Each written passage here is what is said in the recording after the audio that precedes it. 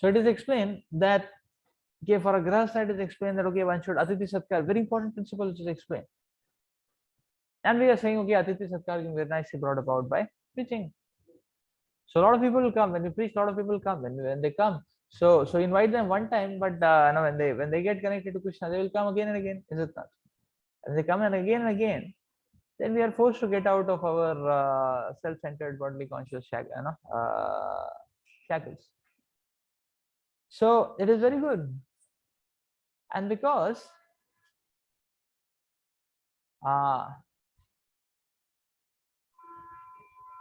so in general it is going to be a good principle. But when it is directed, when preaching is involved in it, that means Krishna is involved in it. The Krishna is the center of it all. Then it is going to be channelized not just out of bodily consciousness, but it is going to be channelized towards Krishna. Is it not? Another principle for a grahastha is which is being explained. There is a lot of emphasis which is given to actually give very good sanskaras to the children, like that. So immediately children comes and the children take the parents out of bodily consciousness. Because children demand time, service, everything. So the whole point is that somehow or the other get out of bodily consciousness. That is the whole principle. And for a Vanaprastha sannyasi, what is their life? And the punchline motto which is remaining in their lives is that their life is supposed to, their life is meant for others. That's the basic punchline of a sannyasi. That his life is a service offering to others, offering to Krishna and service to others. Is it? There's no other meaning. So sannyasi. So Vanaprastha is sannyasi in preparation, or you can say the principle is the same for Vanaprastha and sannyasi. And they are materially dead. All material things are finished. And what is remaining is that, okay, life is meant to be an offering to others. So the whole point is to get out of the bodily consciousness. That means that the body has to be used in service.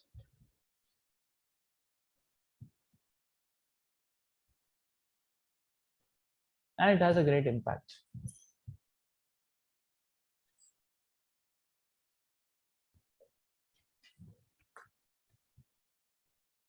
It has a great positive current in our lives.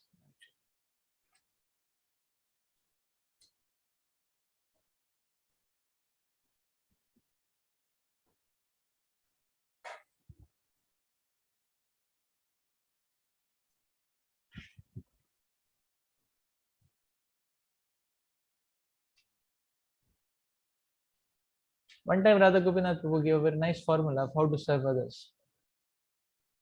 Because that doesn't come natural. That doesn't come by default. Reverse is default. You can very spontaneously write down expectations. Okay, our expectation from the devotee community, our expectation from the temple, our expectation of temple management. That can be very easily written down. But if the reverse is asked, it will take a lot of time to write it down. So that now doesn't come naturally. So Prabhu was explaining, he was saying very nice meditation. He said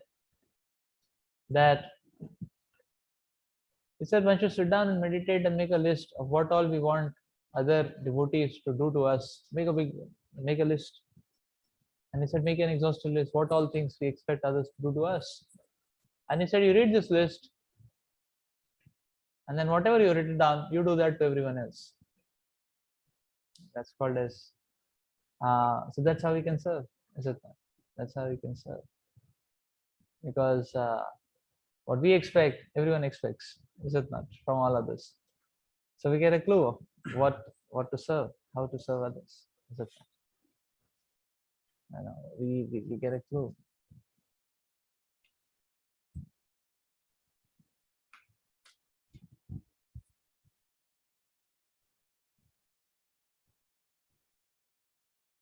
Our acharyas have exemplified this principle. To exemplify the importance of this principle of austerity of the body, Srila Raghunath Das Goswami used to offer regulated number of obeisances, 2000 every day.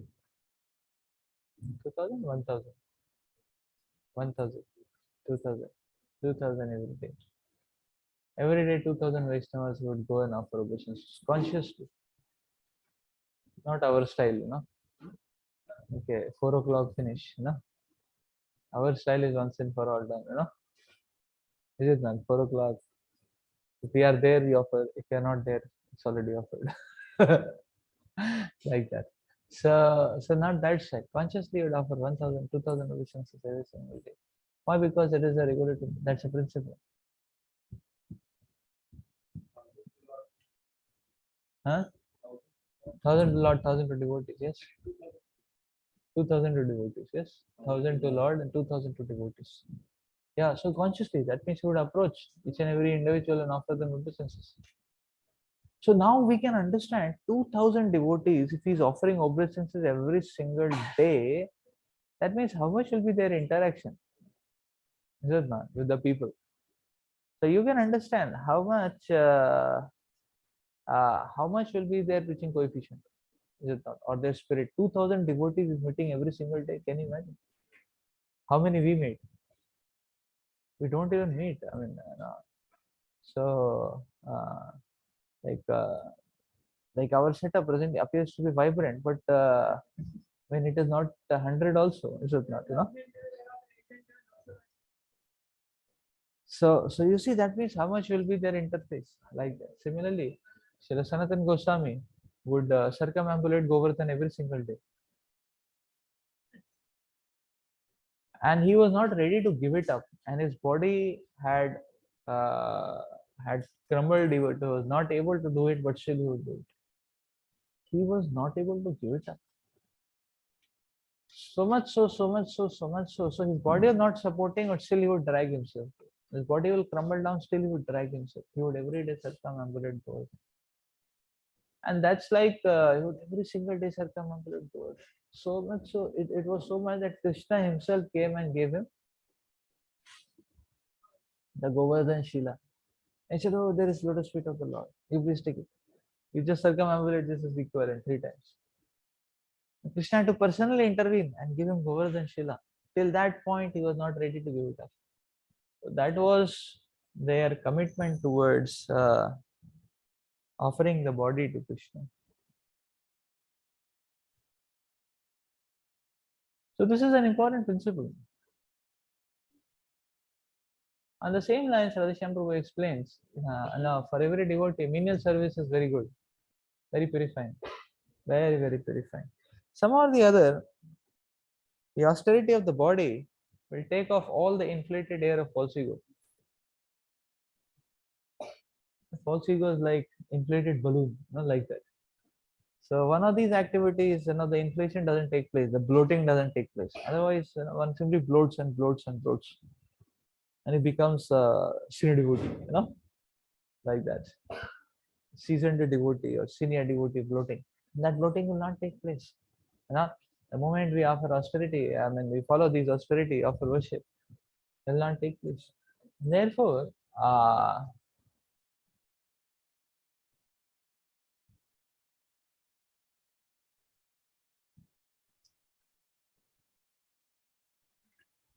a devotee should never make himself so busy as to never offer,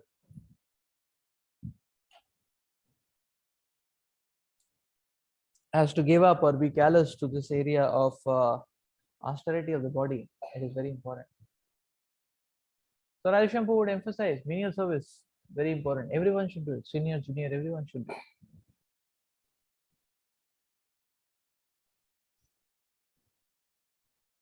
So the body has a strength to, the body has the capacity to not to direct and maneuver the mind.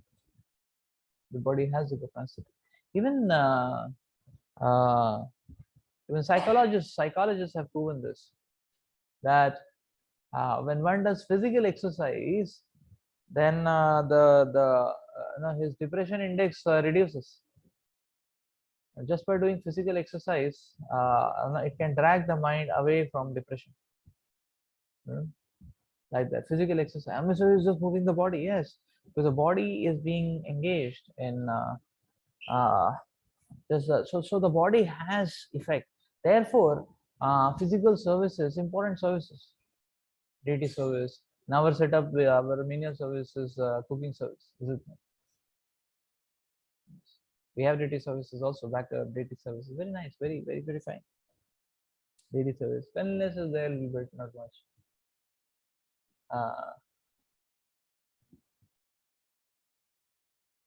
But deity service.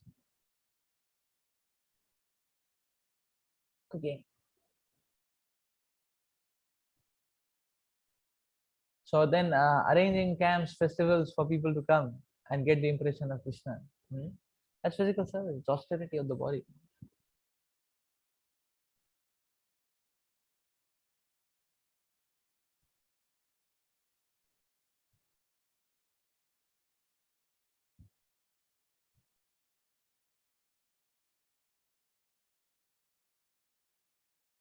So this is a very powerful switch. And the next thing which is mentioned is simplicity, cleanliness, non-violence, celibacy.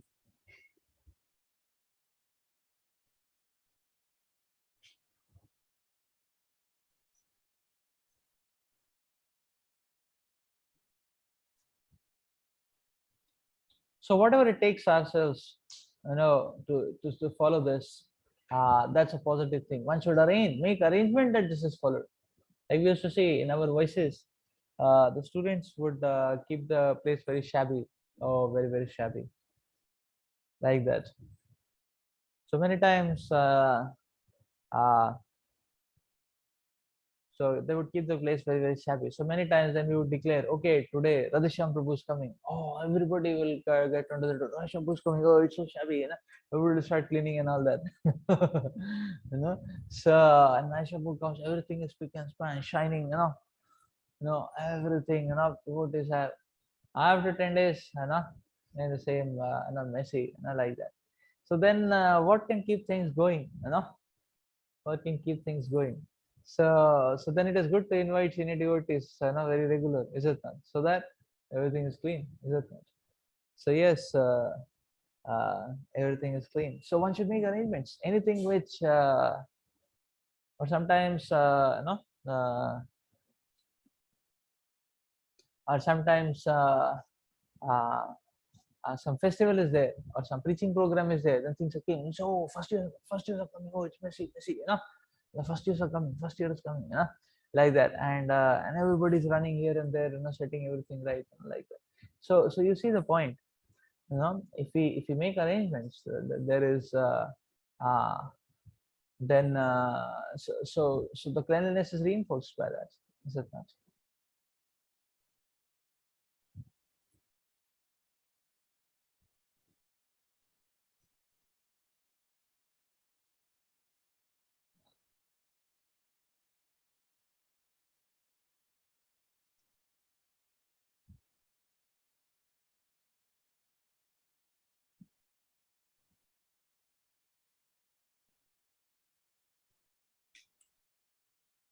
So we will see, although the intoxication of the material energy is very strong, that point is there.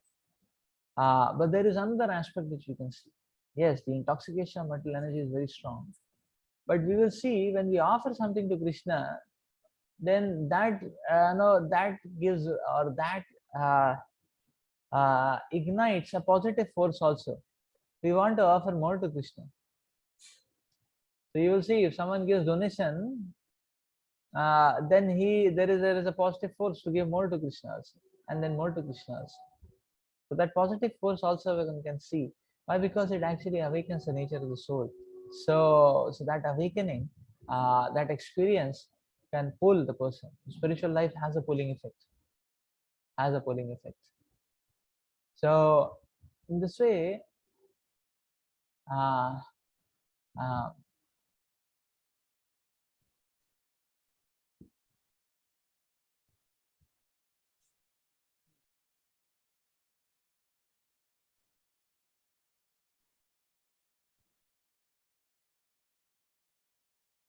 the more we offer to Krishna, the more we'll be happy to remain simple. So one of the things is that opulence should have only one resting platform, that is Krishna. And opulence should have only one resting platform. That means what? That when opulence is there with us, say finances or assets are there with us, then it is going to pollute the consciousness. You see, Bhagavatam so strongly speaks about wherever, uh, Wherever there is gold, there is falsity, there is intoxication, there is envy, there is hatred, there is complexity. And gold is there. Whenever gold is present, it contaminates. So that means what to do with gold, what to do with money, you know, better channelize towards Krishna. If we store it, it will contaminate the head. If we offer it to Krishna, and we are liberated from the poison of it. And we get a great benefit of serving Krishna. Is it not? Understanding this, a Brahmana would not hoard in the Vedic times. Because if you hoard, it contaminates. It poisons and contaminates. So whatever will come, he will offer to Krishna. Whatever will come, he will not hoard it. So, so he will not hold it. That's that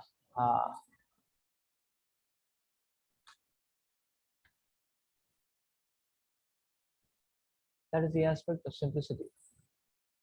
The next point which is mentioned is celibacy.